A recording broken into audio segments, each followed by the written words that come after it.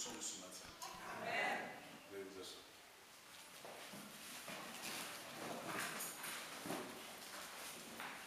Je prie que le Seigneur nous fasse du bien ce matin. Et que le Seigneur soit Dieu dans chaque domaine, aspect de notre vie. Et que Dieu soit véritablement glorifié dans chaque niveau de notre vie. C'est pour nous une grande joie et un énorme plaisir d'être avec vous ce matin et de partager ce culte avec vous. Et nous disons merci à Dieu de nous avoir accordé le privilège et cette grâce d'être avec vous ce matin. Que la gloire nous revienne ce matin. Et nous disons aussi merci au pasteur Clément qui a bien voulu nous recevoir ce matin. Et je voulais aussi dire au peuple de Dieu, c'est de vous acclamer le Seigneur pour son serviteur.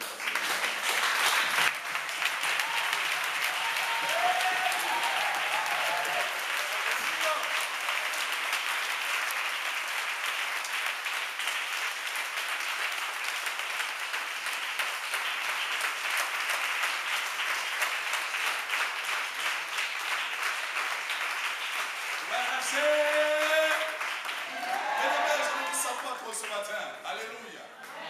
Pasteur Clément nous avait dit qu'ici son peuple c'est un peuple véritablement qu'on ne peut pas comparer.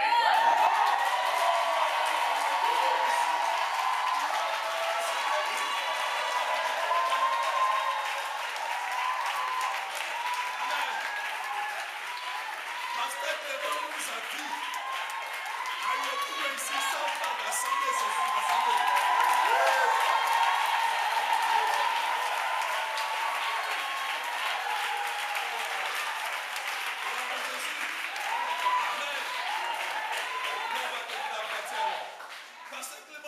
Si quand on dit de crier Amen, Amen n'a pas fait tomber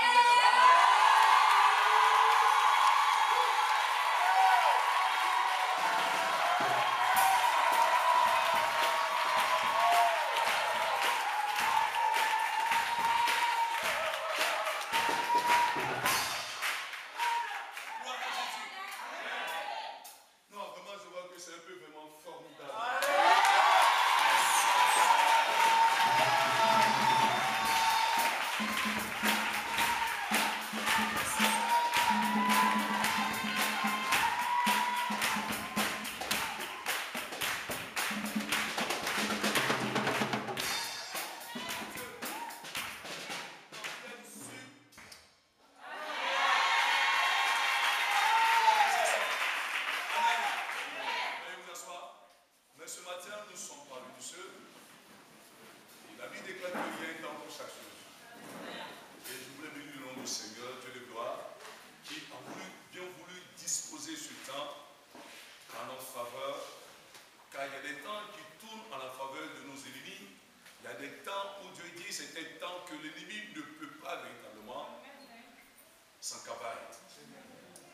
Et nous sommes venus ce matin, et je voudrais dire même bien plus qu'un ange est parmi nous ce matin. L'ange de l'Éternel est parmi nous. Il y a un homme de Dieu véritablement, loin de l'esprit, la puissance de Dieu, qui vient de très loin, qui a parcouru des continents pour arriver jusqu'à ton continent, qui a parcouru des océans, des mers, jusqu'à arriver jusqu'à toi. C'est le révérend pasteur. Il vient de très loin. Quand il se tient, qu'il ouvre la bouche, qu'il va faire, on dit miracle, dit miracle.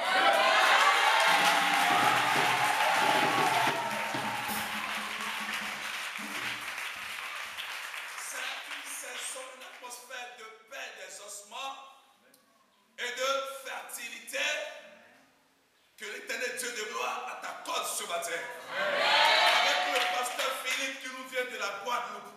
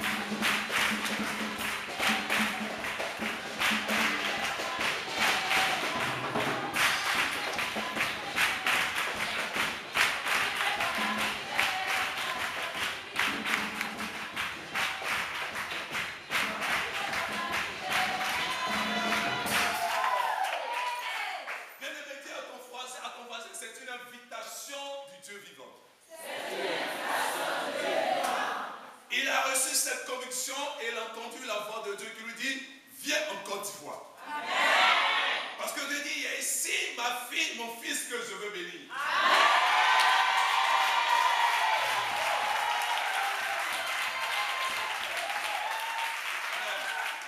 Donc c'est sans commentaire. Souvent, quand on dit trop parler, ça donne d'appel. Quand trop parler, vous allez le voir. L'Esprit de Dieu agit puissamment au travers de lui. Il a un ministère puissant et béni qui apporte la restauration, la paix et la victoire et qui vous fait transporter dans une atmosphère de fertilité. Amen. Pensez seulement.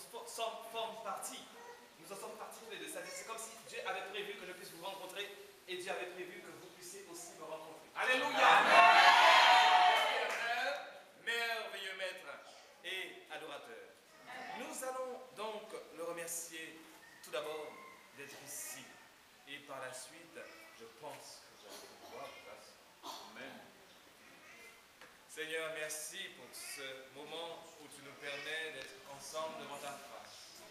Cette semaine a été chargée d'événements, des événements que nous avons voulu, mais des événements que nous n'avons pas voulu. Mais ce matin, tu es là pour nous restaurer complètement et nous mettre à nouveau, Seigneur, en phase avec tes projets de bénédiction. Seigneur, nous bénissons déjà cette assemblée, Seigneur, des moissonneurs, avec le pasteur qui a conduit, le révérend, mais aussi, Seigneur, le pasteur Je t'aime, qui nous a amenés jusqu'ici, ainsi que toute l'équipe, Landry, ainsi que notre frère qui est avec nous. Oh, béni soit ton nom, Seigneur, parce que tu nous as permis aujourd'hui d'être devant ta face. Nous t'adorons, nous t'aimons et te glorifions. Prends ma bouche et utilise-la comme ta bouche afin d'être une source de bénédiction pour ceux qui sont ici. Dans le nom puissant de Jésus de Nazareth. Alléluia.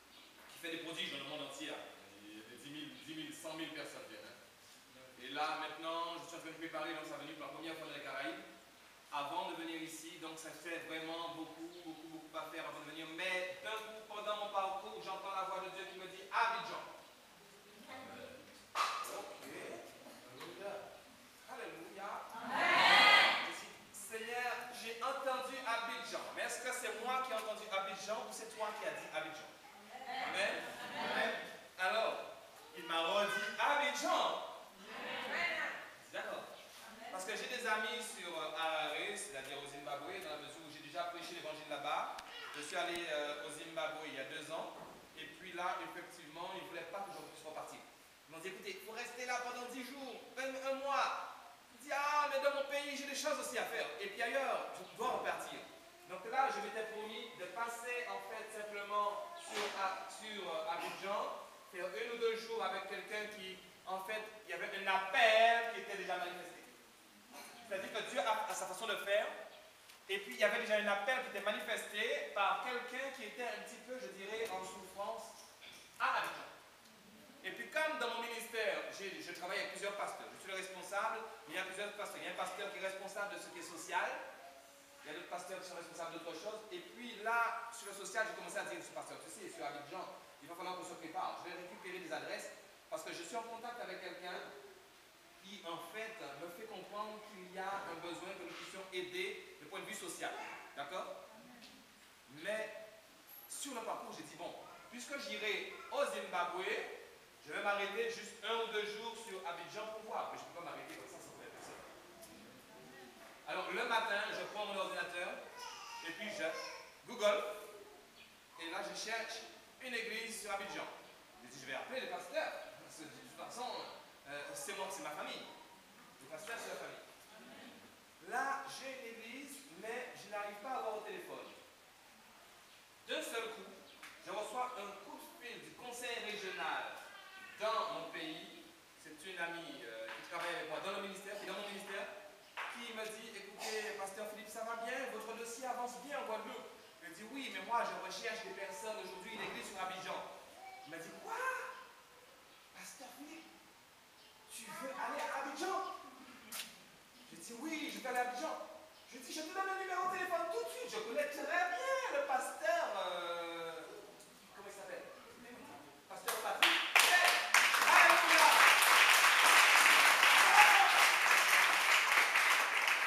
Ok, j'étais sur la route.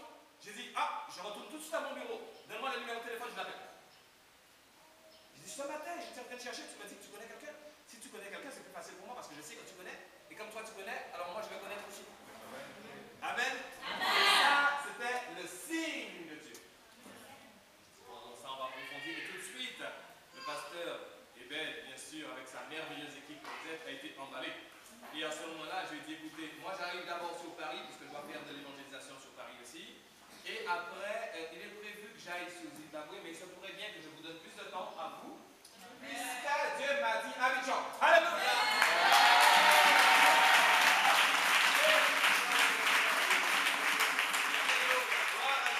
Et puis moi, j'aime quand il y a le feu. Et toi? Est-ce que tu aimes quand il y a le feu? Alléluia, parce que Dieu aime quand il y a le feu. Nous sommes, vous savez, Dieu vient rechercher une église qui est en réveil. Au fur et à mesure que je passe les bruits d'Abidjan, je vois ce qui va se passer.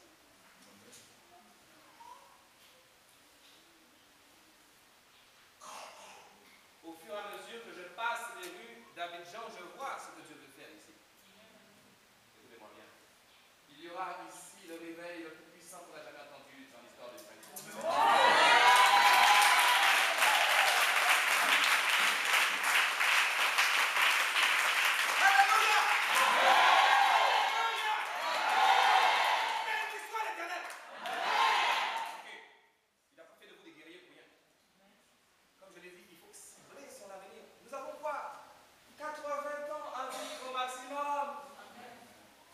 Le pays est bondé de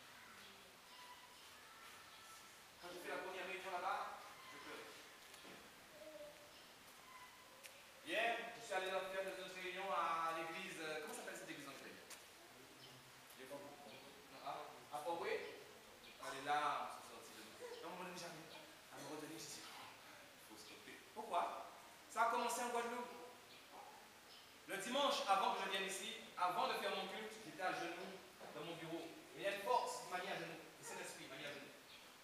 Il m'a touché. J'ai senti qu'il était présent, comme un homme dans mon bureau, peut-être la hauteur de cet immeuble, de cette maison comme ça. Et puis il montait avec moi l'escalier. Puisqu'il y a ma chambre en bas, et puis là-haut il y a mon bureau. Et puis juste dans le grand salon, eh bien, on a ma réunion principale avec les hommes de prière, les hommes des femmes de prière. D'accord? Vous avez compris jusqu'à présent? Donc, à 3h30 du matin, mon réveil sonne, je suis en prière. D'abord, on est sur la vie. Et ensuite, je monte à mon bureau pour me mettre à genoux. Mais pendant que je monte l'escalier, je sens qu'il y a quelqu'un qui monte avec moi. Amen.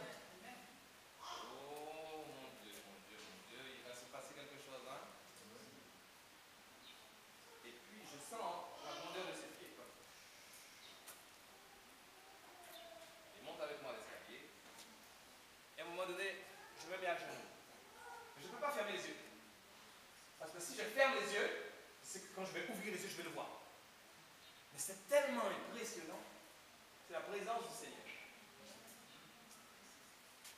Je dis, oh, qu'est-ce qu'il m'a dit? Puisque tu as peur, assieds-toi. Oui, c'est vrai. C'était tellement fort. Une visitation surnaturelle. Avant de venir ici, hein, c'est-à-dire même pas 8 jours avant, le dimanche d'avant. Et je me suis assis. Quand je me suis assis, il m'a touché comme ça, le bras gauche. Touché physiquement. Je suis qu'il était là. Et là, d'un coup, poum, la puissance de Dieu est tombée sur moi. Il m'a dit, maintenant, je t'envoie pour aller briser les divisions qu'il y a dans les pays d'Afrique. Acclamez l'Éternel.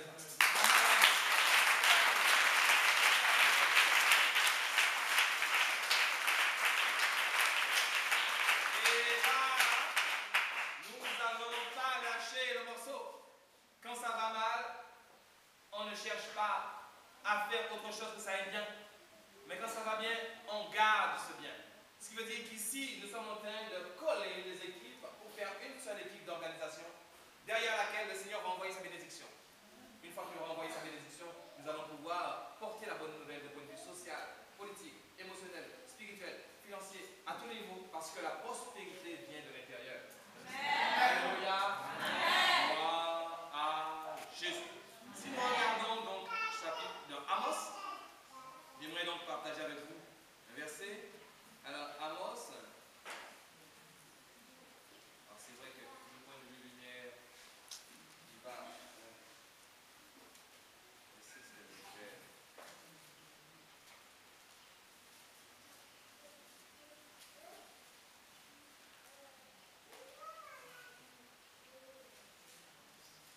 Alors, Amos chapitre 8, à partir du verset 11.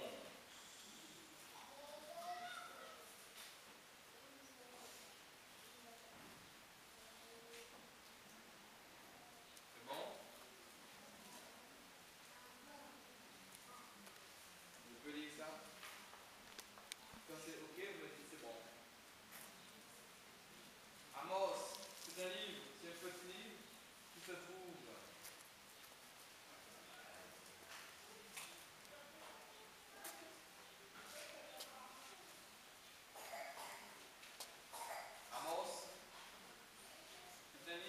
Dans la fin de l'Ancien Testament, un peu avant Matthieu, avant Zacharie, que je sens qu'il y a des gens qui cherchent. Hein?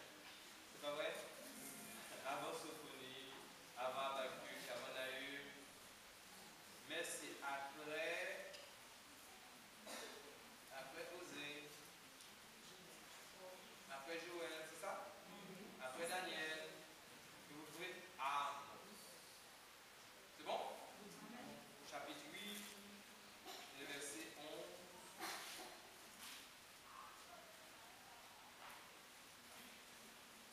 Et 12. S'il y a quelqu'un qui veut le lire, vous pouvez.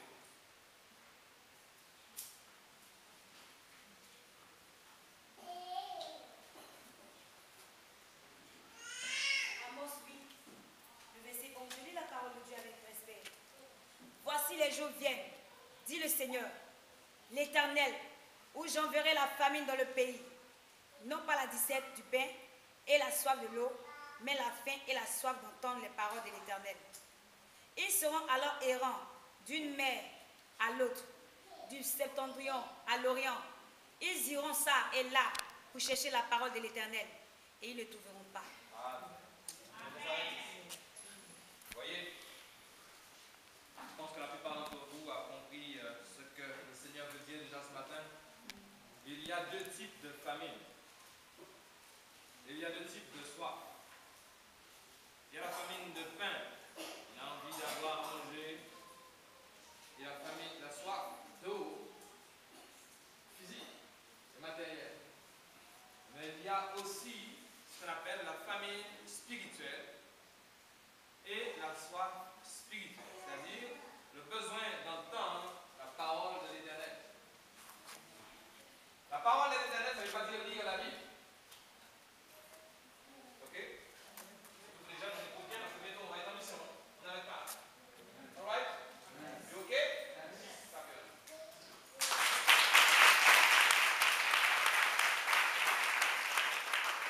Il faut comprendre les choses de la parole de Dieu. Parce qu'il vous dit, on aura soif d'entendre les paroles de l'Éternel. Tout le monde a la parole de l'Éternel, amen. Amen. Amen. Tout le monde a la Bible de la Bible, mais ce n'est pas de ça qu'il parle. Il parle ici de la parole révélée. Il y a ce qu'on appelle la parole, je dirais, le logos, et il y a la parole rhéma. Par exemple, pour vous donner un exemple, lorsque Jésus était en train de marcher sur l'eau, il voit Pierre dans le bateau. Et Pierre lui dit, si c'est toi, Seigneur, permets que je marche. Que je sorte du bateau, que je marche sur l'eau. D'accord? Cette parole est écrite dans la Bible. Et qu'est-ce que Jésus lui dit? Sors du bateau et marche. D'accord? Cette parole était pour un contexte précis, un moment précis, où lorsqu'il a obéi à Dieu sur cette parole, il a marché parce que Dieu lui a dit marche maintenant. Mais cette parole qui est dans la Bible, tu ne vas pas la lire et aller marcher sur n'importe quelle eau, elle va couler. Ok? Voilà la différence entre le rhéma et le logos.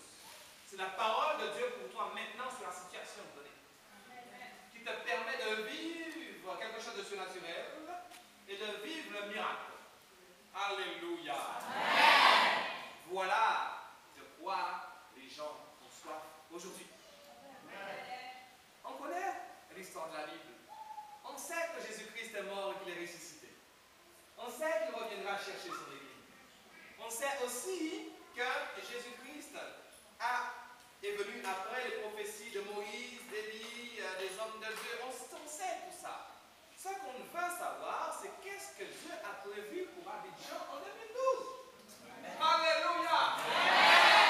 C'est pas ça que tu veux savoir? Qu'est-ce que Dieu a prévu pour ma vie personnelle? Est-ce que hier, j'étais en train de parler aux gens par rapport aux sentiments, parce que c'était un séminaire qu'ils étaient en train de faire sur le mariage. Et puis il y avait le feu. On s'est mis à danser vraiment avec le groupe. Et j'ai dit, écoutez, réunissez-vous parce que Dieu m'a déjà donné la parole prophétique. Je suis arrivé ici avec des paroles prophétiques. Vous savez, cette année 2012, mon ministère, moi-même aussi, a changé. À partir du 28 avril 2012 de cette année, Dieu me donne des dates précises sur cette année. Avant, c'était, oui, ça va venir. Je ne savais pas quand, ça peut être dans 1 an, dans 6 mois.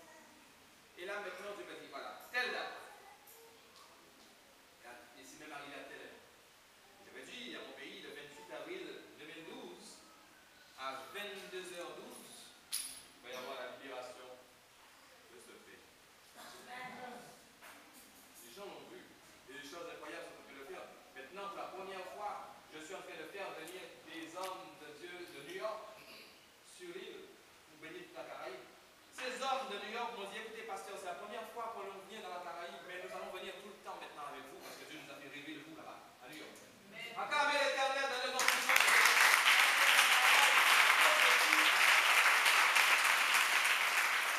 Qu'est-ce que ça veut dire? C'est que si moi je tiens ce fil de bénédiction et qu'après ça je viens à Abidjan, on va les emmener ici aussi. Alléluia! Et on va faire quelque chose de fort ici aussi, dans les stades, de manière à ce que les gens puissent savoir que nous avons un Dieu et que c'est notre Dieu qui a fait les choses de façon cachée jusqu'à présent. Mais notre Dieu ne reste pas caché tout le temps. Il y a beaucoup de choses qui ont changé dans ce pays à cause de Dieu.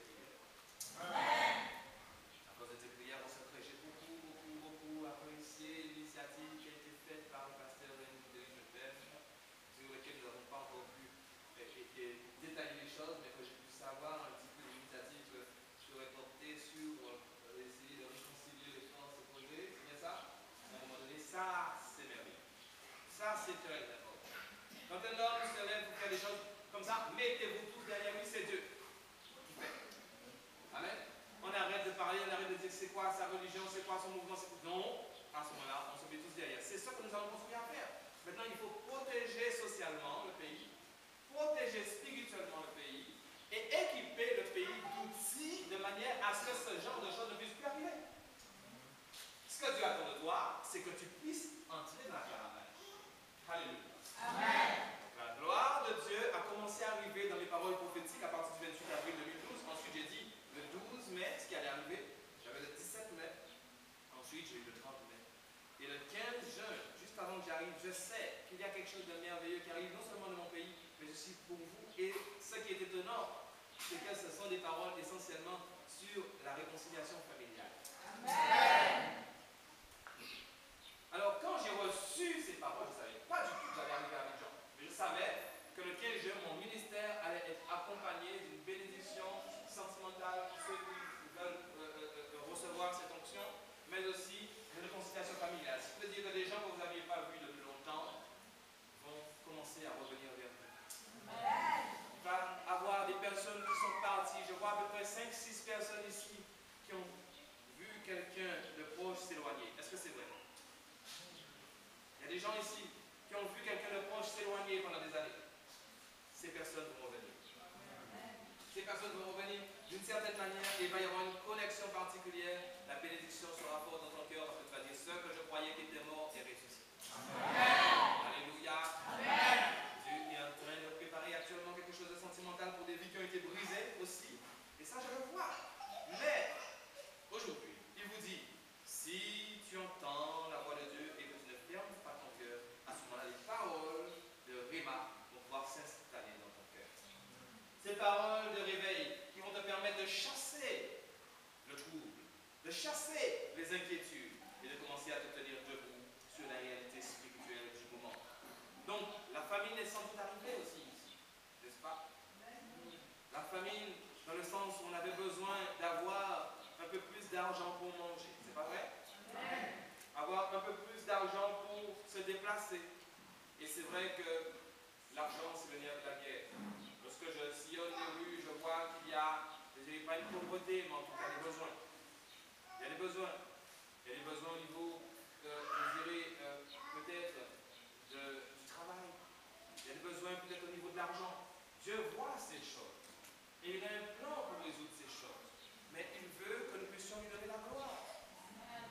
Aujourd'hui, juste avant de partir, j'étais très affairé parce que quand j'ai fait ma réunion du dimanche matin, l'après-midi, il fallait que j'aille voir pour la sonorisation, signer un contrat avec la baptisée avec quelque chose de fort. Et ensuite, c'était un autre pasteur qui m'avait emmené là-bas. Et un pasteur m'attendait devant chez moi toute l'après-midi. Il m'a dit, mais pasteur Philippe, quand ça vous allez arriver? Il était au téléphone, j'ai dit, j'ai des choses à faire. Ce pasteur, qu'est-ce qu'il voulait me dire? Il m'a dit, j'ai entendu dire que tu vas à Abidjan. Oui. Récupère pour moi tous les besoins, toutes les adresses, parce que nous, on va récupérer des vêtements, on va récupérer des choses pour envoyer sur Abidjan. Amen. Amen. Vous voulez ça? Amen.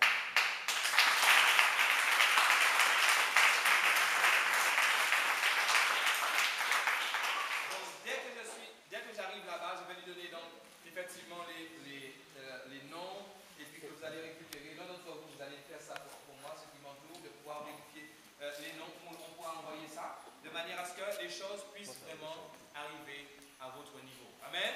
Amen. La gloire de Dieu est déjà là. Les pasteurs ont soif de faire ça. Mais aujourd'hui, je suis là pour une chose. Pour implanter dans votre vie quelque chose, un projet. Je suis là pour implanter un projet. Je suis venu pour arriver ici. Amen. Amen. Avant d'arriver ici, on m'a dit, est-ce que tu as le vaccin? Tu as le vaccin contre la fièvre jaune. Alors je suis allé voir le médecin. Il dit, j'espère qu'on ne va pas me donner encore le vaccin, parce que j'avais été vacciné. Il m'a dit, non, vous n'avez pas besoin, parce que vous avez pris la fièvre jaune il y a 2 ans, parce que je devais aller au Zimbabwe. Vous avez pris la fièvre jaune. Il m'a dit, non, vous n'avez pas besoin. D'accord? Et moi, je suis venu pour vous donner le vaccin.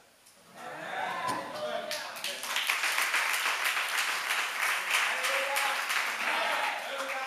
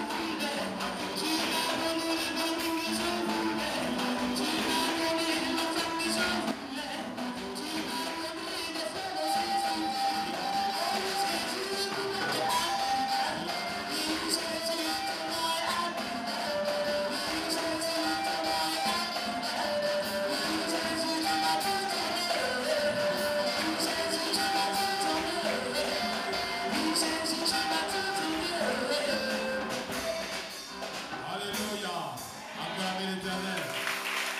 Il faut qu'il y ait du feu, pas vrai? Il faut qu'il y ait du feu. Il faut qu'il y ait du feu, il faut qu'il y ait de l'ambiance. Il faut que vos cœurs soient réveillés. Le Seigneur prend plaisir dans la prospérité de ses enfants. Est-ce que vous connaissez ce verset? C'est un verset en fait qui est mieux traduit dans la version anglaise, dans la version King James, mais c'est dans le psaume 35, verset 27. Mais il vous dit, Dieu prend plaisir dans la prospérité de ses enfants. Tu es malade, tu te lèves malade, mais tu te lèves dans le sang, tu dis, Jésus m'a donné la guérison, il m'a donné le pouvoir de la chasser. Oh, amen. Jésus m'a donné autorité, il m'a donné la puissance de... Il m'a donné l'abondance dans mon cœur, il m'a donné la force, il m'a donné la vie, il m'a donné le pays de victoire, il m'a donné la résurrection, il est capable de me relever.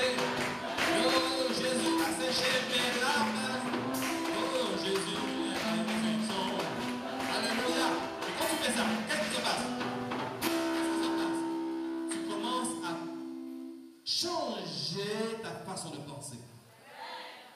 Le diable, il t'attend au lit pour dire, tu vois, tu es malade, tu vois que ça ne va pas aller, tu vois que tu n'as pas d'argent aujourd'hui, tu vois que Jésus ne fait rien pour toi, tu vois, tu dis, au nom de Jésus, tu t'en vas, au nom puissant de Jésus. J'ai un Dieu qui est capable de me donner ce que tu n'as pas et que tu ne pourras jamais avoir. C'est la foi. Et à travers cette foi, je peux tout de suite amener vers moi la grâce et la gloire. Et je dis, dans le nom puissant de Jésus, il m'a tout donné déjà dans les cieux, car je suis assis avec Christ dans les lieux célestes. Selon Éphésiens chapitre 1er, verset 3. Vous dites, vous êtes assis déjà, et tu dis, tu es un menteur. Je t'ai démasqué. Maintenant, tu commences à chanter. Tu commences à glorifier Dieu. Tu commences à l'élever. Le seul combat qui a toujours existé depuis le début de l'humanité, jusqu'à aujourd'hui, un seul, c'est le combat de l'adoration. C'est pour ça que vous, pasteurs, vous avez toujours continué à prier pour l'équipe de moi. Et je vous avertis, dans tout ce que nous allons faire, il y aura beaucoup de musique. Beaucoup de musique, beaucoup d'adoration, beaucoup de louanges. Parce qu'à ce moment-là, nous prenons la victoire. Nous commençons à nous unir comme un peuple capable de tourner les yeux vers le seul maître. Il n'y a plus les pensées diverses. Oui, je n'ai pas éteint le feu sur le canari ce matin. Oui, les enfants sont malades, il y a l'hôpital. Non, on pense quelque chose et Amen. Et à ce moment-là, tu peux prendre la victoire. Parce que le diable, qu'est-ce qu'il a fait? Il a commencé à attirer tous les anges dans les cieux vers lui pour voler la gloire de Dieu dans le ciel, parce qu'il s'appelle Lucifer. Vous savez ça? Avant d'être Satan, le diable était Lucifer, dans les cieux. C'était un ange de lumière qui avait pour but d'adorer Dieu et d'emmener les autres à adorer le Seigneur. Un jour, il a dit, puisque j'ai ce pouvoir, je vais appeler ça pour moi seul. Je n'ai pas besoin de demander quelqu'un. J'ai déjà toute l'équipe. Et il a dit, qui veut aller avec moi? Qui veut, on change les paroles. On va commencer à mettre les paroles. Au lieu d'adorer Dieu, on va adorer Lucifer.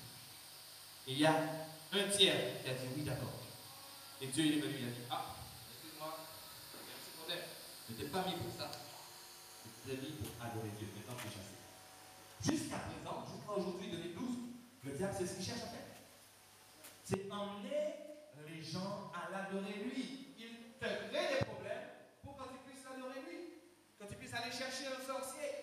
Que tu puisses aller chercher comment on appelle ça ici? Un marabout. Que tu puisses aller chercher un féticheur. Pourquoi? Pour régler le problème. Et à ce moment-là, tu donnes gloire à Satan. Il te pousse à aller chercher des solutions qui ne sont pas bibliques, qui ne sont pas divines, mais les problèmes qu'il crée, c'est pour détourner tes yeux. Mais nous avons compris. Et nous disons non à cette stratégie. Et nous nous rendons capables de supporter les épreuves. Car il ne faut pas fuir devant les épreuves. Les épreuves sont là pour vous former. Pour la destinée. Et ici, c'est pour ça que je dis que je sens qu'Abidjan, c'est un peuple prêt. épreuves, vous n'allez pas fuir. Amen. Quand vous n'avez pas ces épreuves et que vous n'avez pas fui, à ce moment-là, l'onction de Dieu descend sur vous. Et il y a un jour où tout est fini. Et je suis venu à Abidjan pour le dire. Tout est fini. Amen.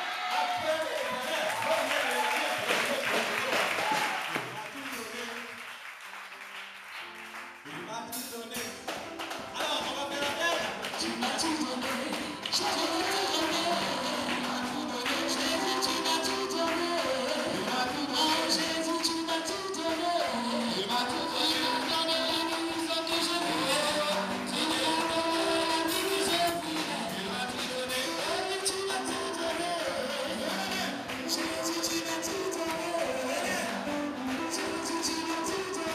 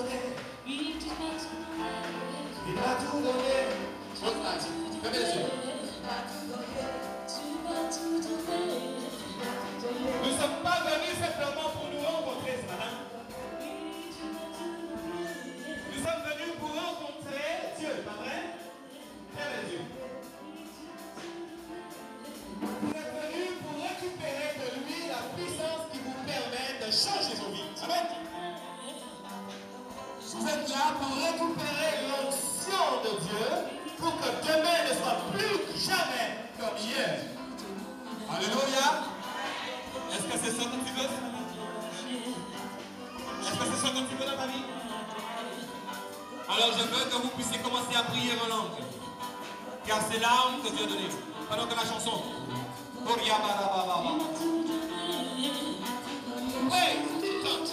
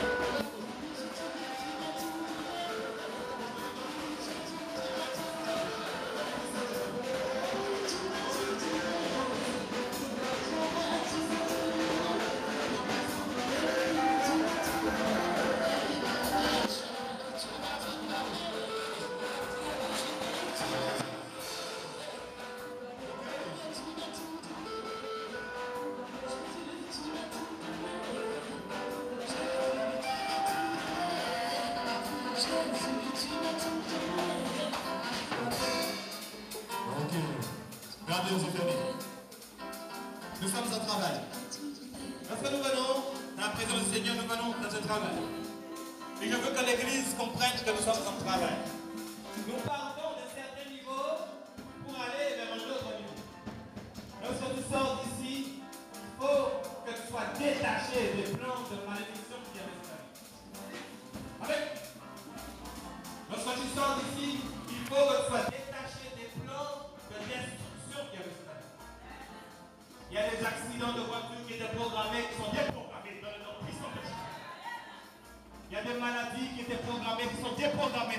puissant de Jésus. Amen.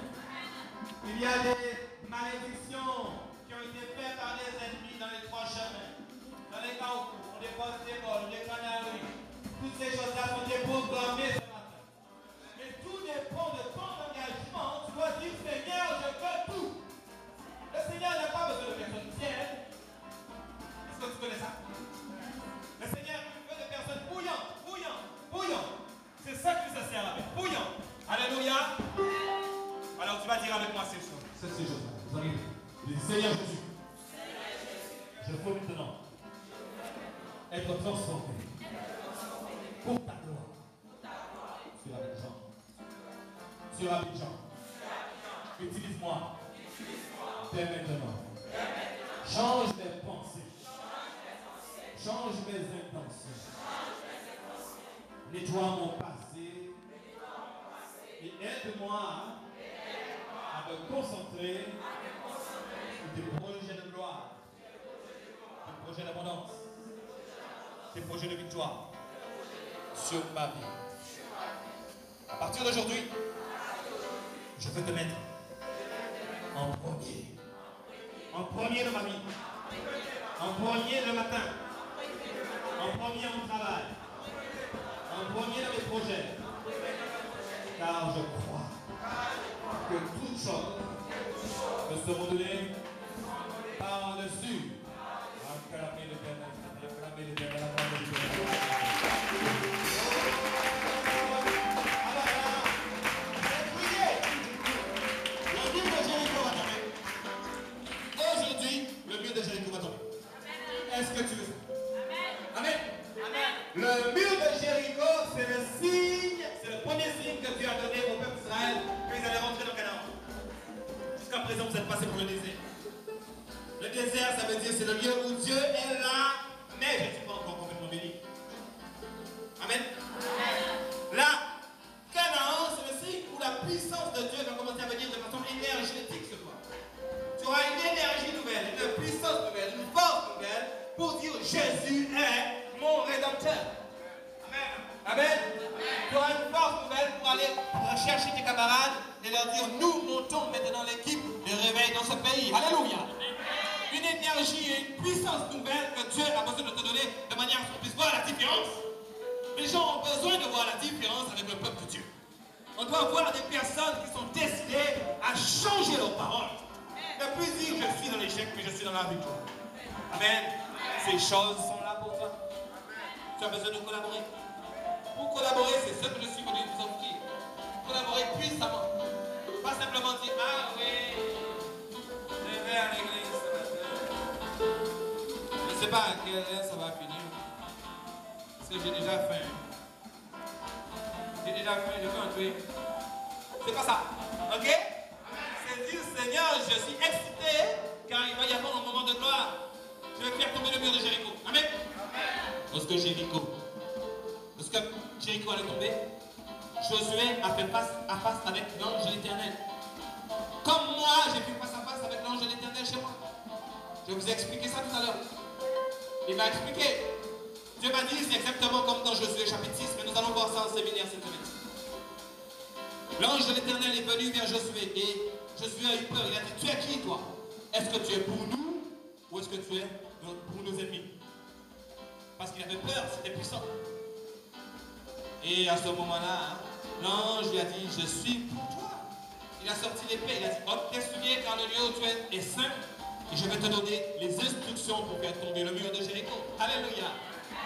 C'est pour ça que je suis là aujourd'hui, pour vous donner les instructions pour faire tomber le mur de Jéricho. Amen. Le mur de Jéricho ne va pas tomber par tes efforts à toi.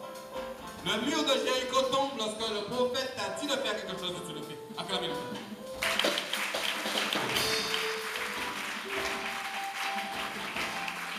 Le mur de Jéricho ne peut pas tomber par tes efforts à toi. Les grandes grâces que Dieu veut vous porter ne vont pas tomber par vos efforts à vous. C'est beaucoup plus simple. Ça vient seulement par l'obéissance. Tu crois, tu acceptes, tu obéis et ça se fait. Aussi puissant que ça puisse paraître. Le mur de Jéricho est tombé sans effort. Parce qu'ils ont simplement cru et ils ont accepté que c'était le moment. Alléluia. Eh bien, c'est en chantant. C'est en chantant c'est en chantant qu'ils ont eu la victoire. Ils ont poussé un grand cri, amen. Je vais compter jusqu'à 3. Et nous allons dire Alléluia, un grand Alléluia au Seigneur. Amen. Nous allons le dire ce matin. 1, 2, 3. Alléluia.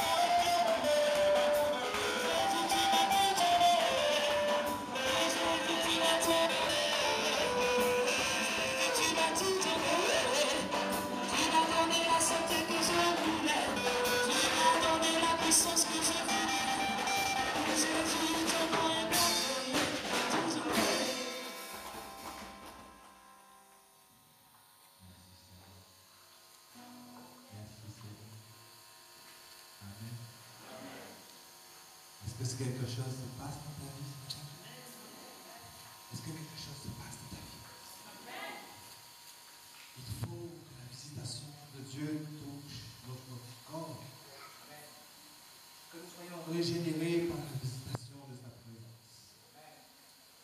Car notre adversaire, le diable, cherche toutes sortes d'espaces libres pour occuper dans dans le but de paralyser notre vie entière. Est-ce que vous savez ça? Mais dans nos cultes, il faut aussi faire venir l'onction de Jésus de Nazareth. Comme dans la piscine de Bethesda. La piscine de Bethesda, l'ange passait et puis il agitait l'eau. Et le premier qui allait dans l'eau lorsqu'il était agité était guéri. N'est-ce pas? Eh bien, c'est comme ça toujours. C'est pas simplement parce que ça s'est passé il y a 2000 ans. Et il y a des églises et des chrétiens qui vous disent non, ça s'est passé une fois, ça va pas se repasser. Non, ça, c'est un principe éternel.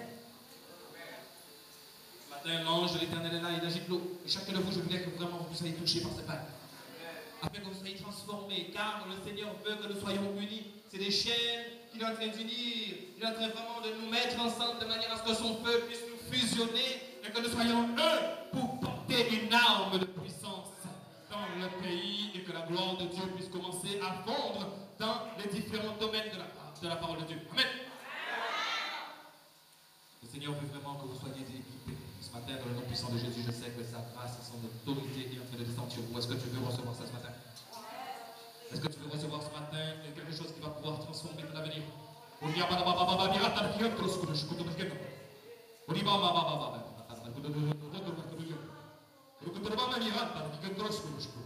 Ce n'est pas une affaire de parole. L'évangile n'est pas une affaire de parole, mais de puissance. C'est fini maintenant que l'église vient le dimanche matin et chacun on est assis dans notre siège. C'est fini. Chaque fois que le pasteur Philippe va venir, ça sera différent. Amen. Et vous allez vous-même changer vos cultes. Nous allons être en action. Nous avons 2 heures, 3 heures maximum pour recevoir de Dieu toute sa visitation. Et que cette année, cette semaine soit une semaine bénie.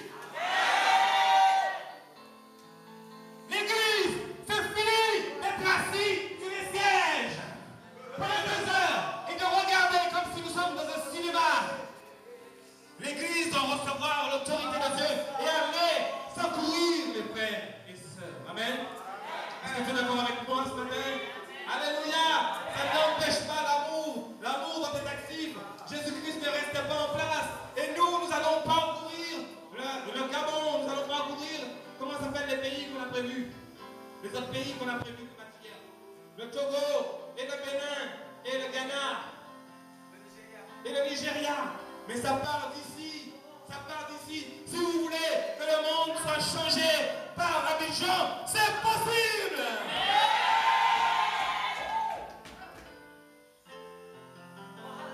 J'ai des contacts aujourd'hui en Inde, des pasteurs d'Inde, une église de 5000 personnes qui attendent.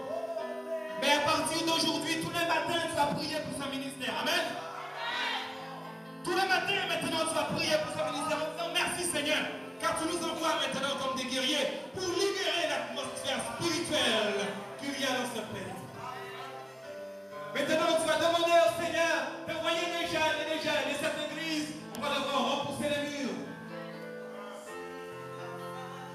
Et chacune des églises que nous allons visiter, on va repousser les murs. Car bientôt, il n'y aura plus de murs pour mettre ce qui vont venir. Car une vague de gloire est en train d'envahir ce pays. Une vague de gloire est en train d'envahir vos vies ce matin. Une vague de gloire est en train de balayer la honte ce matin. Une vague de gloire est en train de vous propulser vers un avenir nouveau. C'est pour ça que je suis là. Alléluia. Alléluia. Alléluia. Dans l'affaire de Dieu, c'est la seule affaire où tout le monde est gagnant. Dans l'affaire de Dieu, c'est la seule affaire où tout le monde est gagnant. Tout le monde est gagnant. Ça dépend comment tu prends. Le Seigneur est là. Regardez les pasteurs, comment maintenant ils ont compris, ils sont en train de prendre l'onction. Vous êtes là. Nous sommes là pour ça, pour prendre le maximum. Nous avons un Dieu qui a donné sa vie pour nous. Jésus-Christ a donné sa vie pour toi.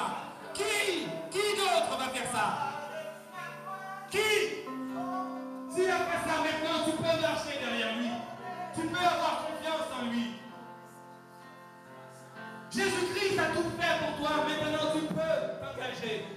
Et pas doucement, pas petitement, mais puissamment. L'équipe de louange, vous devez continuer à affiner vos voix et vous préparer, car nous aurons besoin d'aller et de chanter jusqu'à jusqu'à ce que les murs puissent tomber dans la vie. Je prie le Seigneur afin qu'une onction spéciale tombe sur cette équipe de louanges et que nous puissions former ensemble une grande chorale pour faire tomber le feu de Dieu sur Abidjan et que les peuples soient réconciliés, qu'il n'y a plus de différence entre les pauvres et les riches, qu'il n'y a plus de différence entre les différents partis politiques, qu'il n'y a plus de différence entre ceux qui sont malades et ceux qui sont prisonniers, mais qu'un seul peuple puisse se lever au nom de Jésus de Nazareth. Dis ce matin, j'aime Jésus. J'aime Jésus. J'aime Jésus. Et voilà qu'alors que nous sommes en train de terminer ce matin,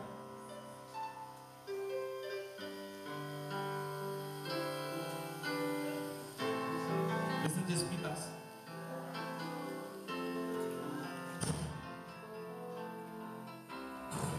Il passe déjà sur vous et vous remplissez de sa gloire.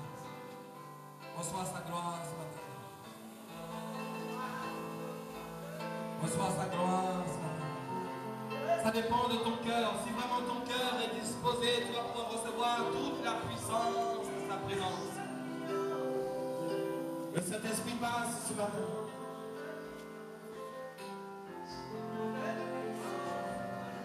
Et le Saint-Esprit passe.